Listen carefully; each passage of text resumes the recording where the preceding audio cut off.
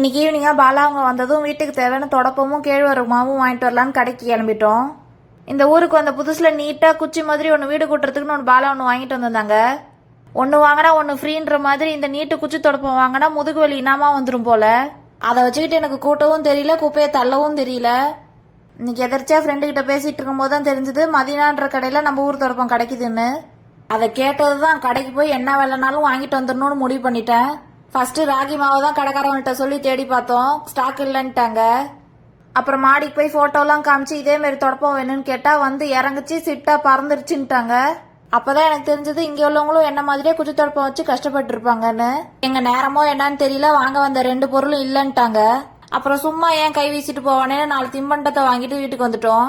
அப்புறம் நைட்டு 6 தூங்க வச்சுட்டு நாளைக்கு காலைக்கு தொட்டுக்கத்துக்கு கத்திரிக்காய் கோஸ்து செஞ்சு ஃப்ரிட்ஜில் வச்சுட்டு நானும் போய் படுத்துக்கிட்டேன்.